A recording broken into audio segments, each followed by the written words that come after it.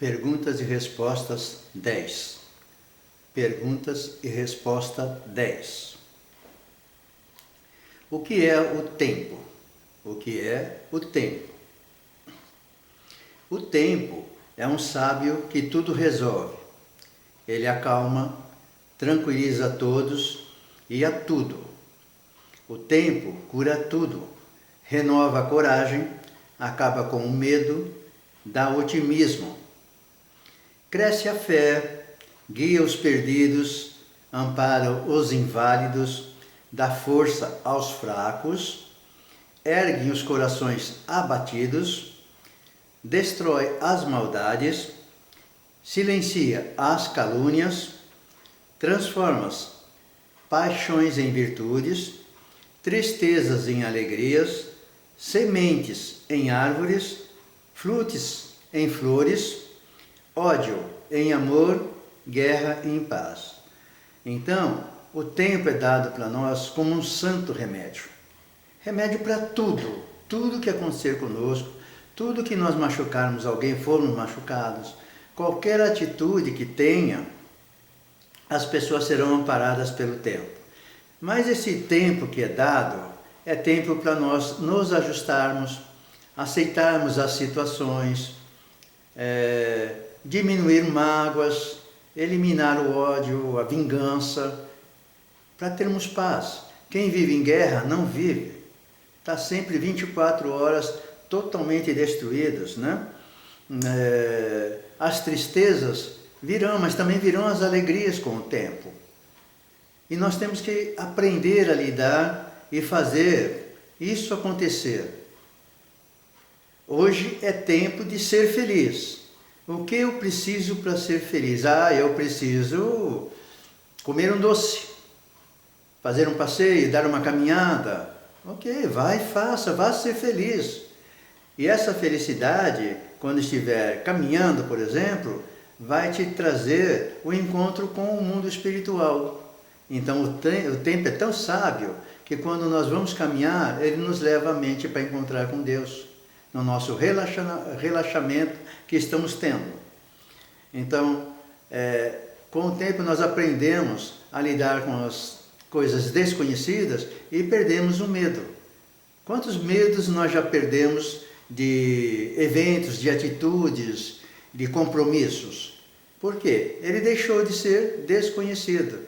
Mas quem ajudou a fazer isso? O tempo. Mas nós tivemos que lutar, não esqueça disso. Nós tivemos que batalhar, buscar como enfrentar esse desconhecido. Não é com guerra, é com conhecimento do terreno que nós vamos pisar, dessa ponte que nós vamos atravessar. Nós ficamos mais otimistas com o correr do tempo. Não importa o que aconteça, importa que nossos corações vão ficar não abatidos, não doentios. Eles vão voltar a pulsar com toda a força e energia que sempre é sua característica. Então é por isso que o tempo é sábio. Ele tudo resolve, ele acalma, tranquiliza a todos e a tudo. Ok? Então vamos ser curados pelo tempo? Então dá tempo ao tempo, mas faça o seu tempo valer a pena usando esse tempo. Não se esqueçam de usar bem o tempo. Por que certas pessoas têm dificuldade de orar? Por que certas pessoas têm dificuldade de orar?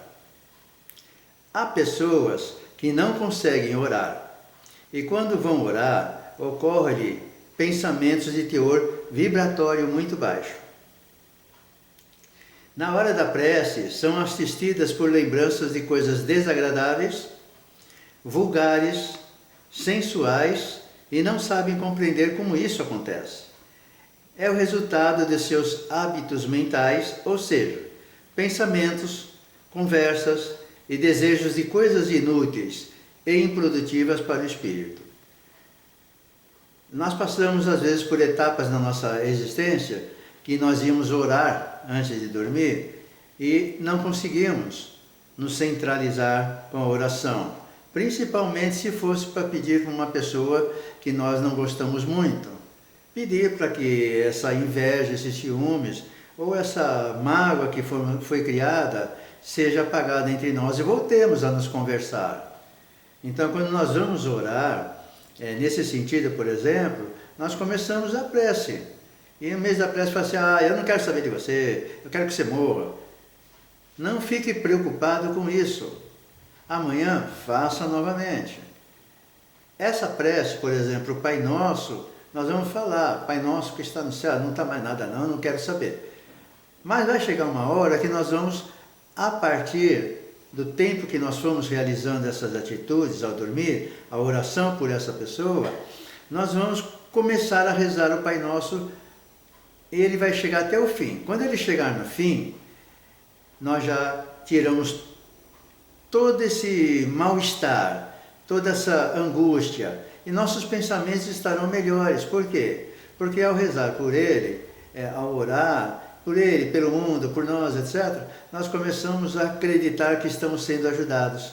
Então, não se preocupe quando não conseguir fazer oração, porque os pensamentos vulgares, viciosos, sexuais e toda essa forma que nós vivemos e somos induzidos a assistir, a ver, a comentar, a falar, onde quer que estejamos, esses assuntos desagradáveis e improdutivos, ele começa perto de nós. Então, evitar participar, não emitir opiniões, né?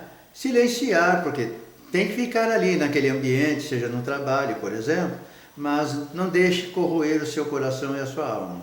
E à noite, quando for dormir, vai conseguir orar. Não se preocupe por esse tempo que não está conseguindo, mas pense no tempo que vai conseguir, vai realizar essa tarefa de oração, tá? 152 é o número da apostila que nós criamos. Então, esse número esquece. Nossos olhos fornecem gestos que agradam ou irritam as pessoas? Nossos olhos fornecem gestos que agradam ou irritam as pessoas? Sim. Nossos olhos fornecem gestos que agradam ou irritam as pessoas. O olhar vago, perdido no espaço, transmite indiferença. O olhar vago, perdido no espaço, transmite indiferença. O olhar de baixo para cima é pior, transmite o desprezo.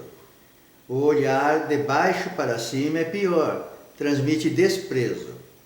O olhar enviesado transmite desconfiança. O olhar enviesado transmite desconfiança. O olhar de cima para baixo transmite superioridade. O olhar de cima para baixo transmite superioridade.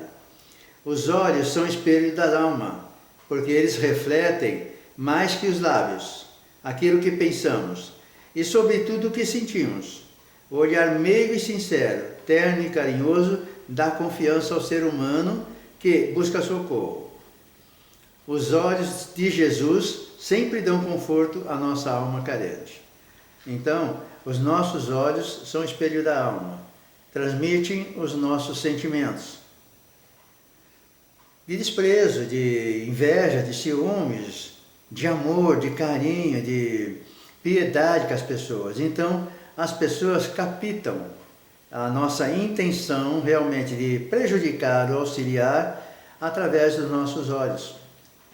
E eles refletem o nosso interior sem dúvida nenhuma, isso nós temos certeza. E devemos sempre estar observando essa coisa acontecer, porque ela vai ser muito importante para nós. Nós precisamos aprender a conviver com tudo que nos rodeia e ter os olhos de fraternidade para todas as pessoas. As pessoas precisam disso.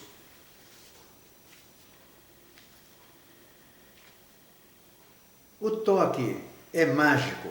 O toque é mágico. Sim, o toque é mágico, misterioso, importante e vigoroso, ainda que seja insignificante. Pode causar dor e prazer. O toque é necessário à vida do ser humano. O toque da mão exerce apresentação, carinho, afeto, força. O toque do medo, que roga, proteja-me, estou só. Do consolo, sofro com você, te amo, saiba que estou com você. Do ressentimento, odeio-te, sinta minha raiva, idiota, boba. Da rejeição, saia do meu caminho, suma da minha frente. Do olhar, sou teu amigo, preciso de você, não estás a sós. Do amor, penso em você, quero você, preciso de você, você é importante para mim. Então o toque sempre vai ser importante, seja o toque da mão, seja o toque do olhar, mas nós precisamos desse calor humano. O toque da mão leva a energia nossa, e nós sentimos, quando recebemos um toque de mão, se há afeto, se há um sentimento bonito, bom para nos ajudar, nos consolar, ou se há um toque para nos desequilibrar, para fazer-nos ficar irritados. E isso acontece também, nós ficarmos irritados ao ser tocado por pessoas que trazem o seu toque negativo. Não gostam de nós, ou têm ciúmes e não conseguem dominar isso. Então elas transferem para nós as suas irritações, os seus momentos de desequilíbrio, como se nós fôssemos responsáveis por aquilo. Então nós vamos ter que fazer isso daí acontecer sempre em nossa vida. E você vai saber que no mundo existe pessoas maravilhosas, pessoas fantásticas, pessoas que ainda infelizmente são muito infelizes e por isso o toque delas é negativo. Seja do olhar, seja da mão, não conseguem orar por nós e nem por ela talvez ela não consiga. Então nós temos que pensar sempre como fazer que isso chegue a algum lugar, chegue a alguma coisa. Vamos pensar com direito quando formos tocar alguém, seja com os olhos, com a mão, com o pensamento. Vamos ser caridosos, fraternos, amorosos e amigos. Por que se diz que o homem não chora? O homem não deve chorar. É correto? Não. Acredito que uma pessoa que ama é uma pessoa espontânea. O homem não chora. Quem disse tal ignorância? Se tiver vontade de chorar, chore. Eu choro sempre. Choro quando estou feliz, quando estou triste. Choro quando leio um livro, escuto uma música, assisto um filme. Se você sente alguma coisa, deixe as pessoas saberem o que você sente. Se você tem vontade de rir, ria. Se gostar de alguém, diga. Vá e lhe dê um abraço antes que seja tarde demais. Não precisamos ter medo de tocar, de sentir, de mostrar emoções. A coisa mais fácil do mundo é ser como você é, como se sente e o que deseja. A coisa mais fácil do mundo é ser como você é, como se sente e o que deseja. A coisa mais difícil é ser o que as pessoas querem que você fosse. A coisa mais difícil é ser o que as pessoas querem que você fosse. Você é o que realmente é ou o que as pessoas disseram que você é. Você é o que realmente é ou o que as pessoas disseram de você. Gente, a coisa mais linda do mundo é lágrima, é chorar. Nós temos que mostrar as nossas emoções sentidas, magoadas, feridas, ou aquelas de alegria, de conquista, de sucesso, de realização pessoal, de várias etapas que durante o dia nós tivemos, por exemplo, hoje. E de repente nós nos sentimos muito bem, conseguimos realizar atitudes, pensamentos, ajuda que nos consolaram. Então, seja como você é, seja aquilo que você quer ser, sempre procurando ser bom. Essa é a única pedida que a gente faz. Porque a coisa mais difícil é ser o que os outros gostaríamos que nós fôssemos. Se nós formos fazer e ser o que os outros gostariam, nós deixaríamos de ser único. E todo espírito é único, todo ser é único. Cada um tem as suas qualidades e defeitos, as suas vontades, os seus sonhos. Então, seja sempre o que você é, procurando sempre evoluir, melhorar e gostar de coisas bonitas, apreciar a natureza, a vida e exercer o amor na sua profundidade. E nós ficamos sempre pensando, né? Poxa vida, a sociedade, o mundo quer que eu seja assim, mas eu vou chorar, eu preciso chorar, eu necessito chorar. Chore mesmo, tá? Não deixe para depois, não.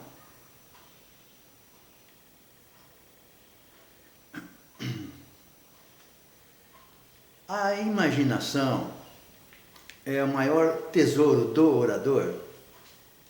A imaginação é o maior tesouro do orador? Sim. A imaginação é o maior tesouro do orador, porque ela é quem lhe dá as mais lindas comparações, as mais formosas e adequadas figuras para os seus pensamentos e as descrições empolgantes.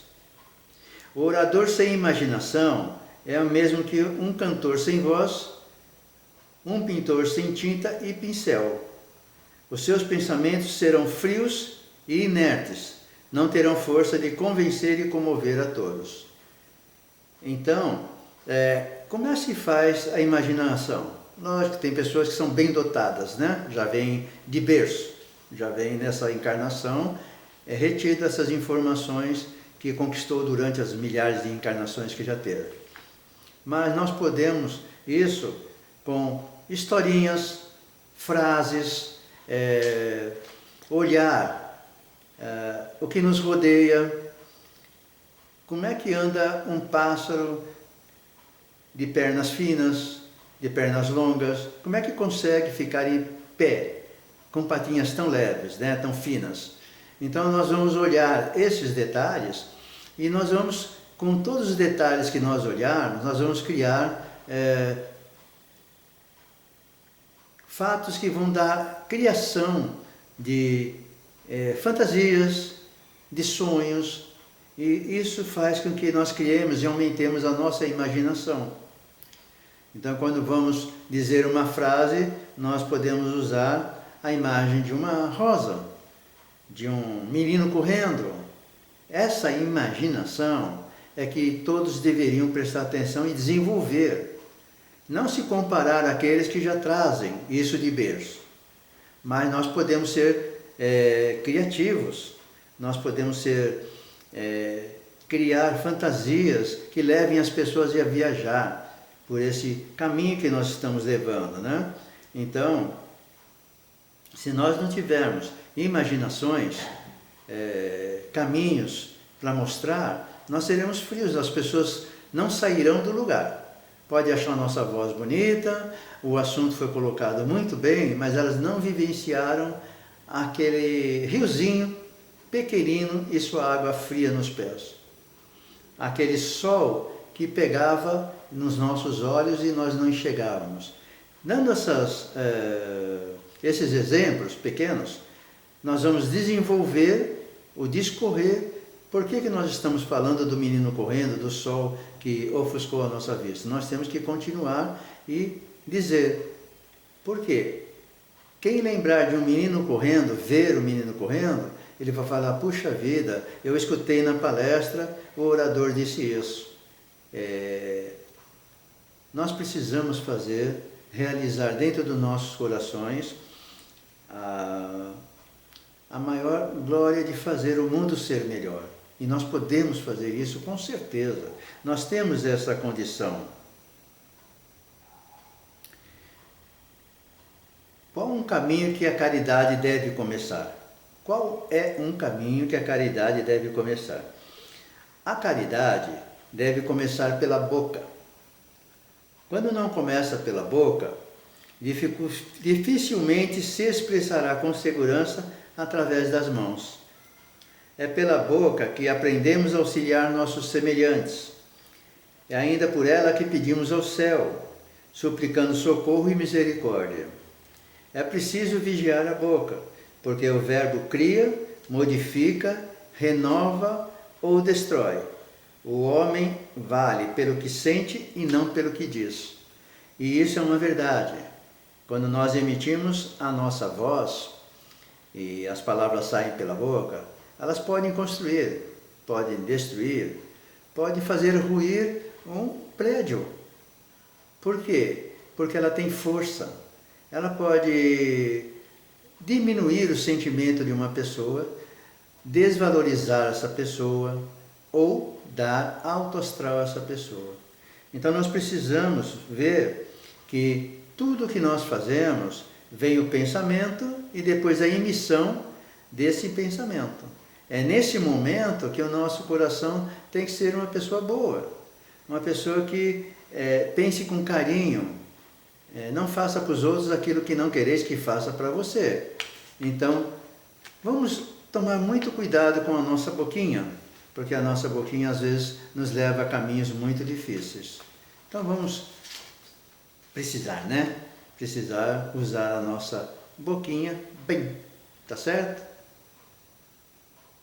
Muito bem. E usando a nossa boquinha, nós fazemos outra pergunta. Por que precisamos aprender a conversar?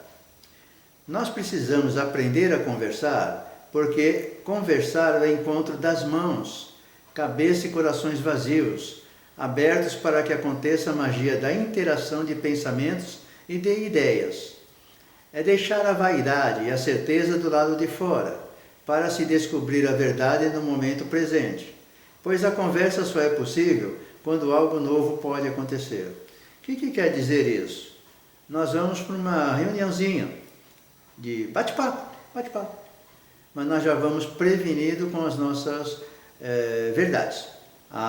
Se falarem disso daqui, minha resposta é essa. Se falarem daquilo, minha resposta é essa. Tudo bem, a sua resposta é essa. Vai dar essa resposta? Vai. Mas os outros também darão respostas, darão colocações.